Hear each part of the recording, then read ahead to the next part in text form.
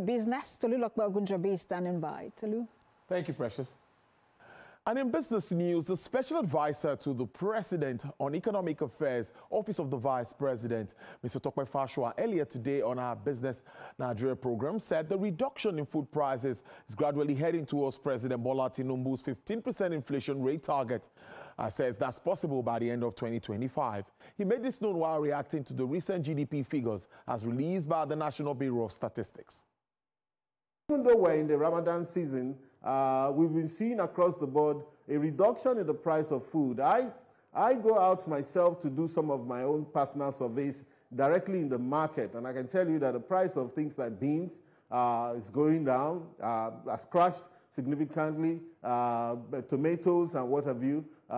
Even rice now is beginning to get the effect, perhaps the effect of the importation that was done. There was, concessionary importation that was done recently. So surprisingly, people are wondering, look, in the Ramadan season, sometimes food price will increase, but now we're seeing a consistent reduction in the price of food. So if the price of food will reduce, that means it will have a positive effect on inflation, with inflation coming down below the 24.8% that has been reported as per the rebased inflation. Of course, nobody is claiming that inflation suddenly fell by 10%. We're saying that we have recalibrated and we're starting afresh, using a new base year, starting afresh to say the real inflation that we have right now is 24.8%. So if inflation is likely to trend down, that means you should expect the monetary policy rate to also trend down, because monetary policy rate is meant to, be targeted at managing inflation. Repairing pipeline infrastructure is essential to ensure the availability of and affordability of petroleum products, thereby enhancing end-user satisfaction. Henry Osamide Akins has more. Nigeria's oil and gas sector provides a remarkable opportunity for growth and economic transformation, with a technical potential of producing 2.24 million barrels per day. The Nigerian government is working to improve crude oil production, which currently stands between 1.7 and 1.8 million barrels per day. But there is need for more. Stakeholders at this panel discussion of the 8th Nigerian International Energy Summit says this can be achieved by fixing pipeline infrastructure, among others. Nigeria's vast oil reserves present a remarkable opportunity for growth and economic transformation. While our current production averages 1.75 million barrels per day, as I've said, our technical potential, that is the technical allowable, stands at 2.24 million barrels of oil per day. That is a growth from the initial 2.21 million barrels of oil per day as a technical allowable. Across the value chain in the downstream, from refining, transportation,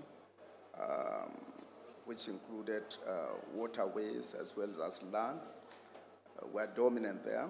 And with the new opportunities that we have by the PIA, we are now competitive, and we are striving to ensure within, as a major player, allowing for competitiveness to achieving affordability and availability.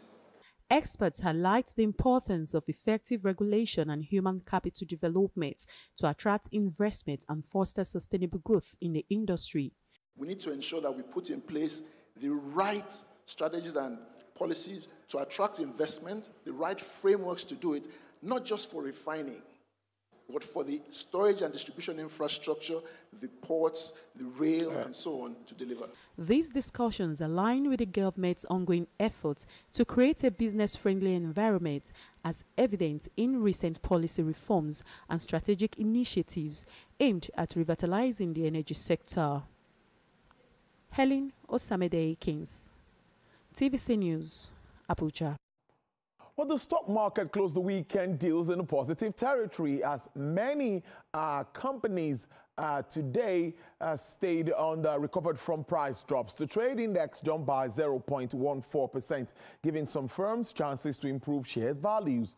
The biggest trade gainer was O&O, with gains calculated at nearly 10%. Others that followed were covered in aviation, John Holtz, PZ, and Deep Capital. The shares with declining prices included Red Star, Express, Len Africa, Multiverse, Cadbury, and Link Assurance.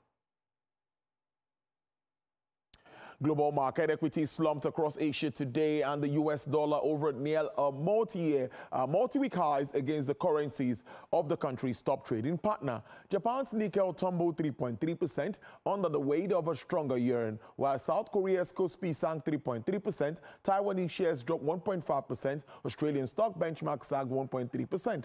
Hong Kong Hang Seng slid 2.3%, although mainland blue chip declined by a relatively small 0.8%. Pan-European stock 50 features pointed 1.2% lower after bosses around the region retreated. U.S. S&P 500 features were down 0.2% following a 1.6% tumble for the cash index overnight. World stocks are on track for their worst week since mid-December, slumping close to 2%.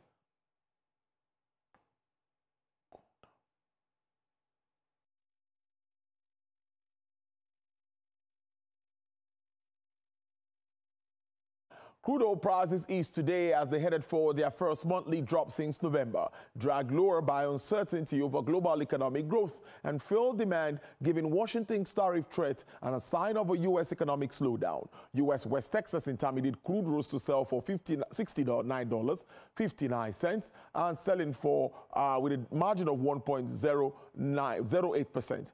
Brent crude futures experienced a downward price margin of 0.90% to sell at $73.37 per barrel. Bonny Light sells for $78.62 with a downward review of 2.84%.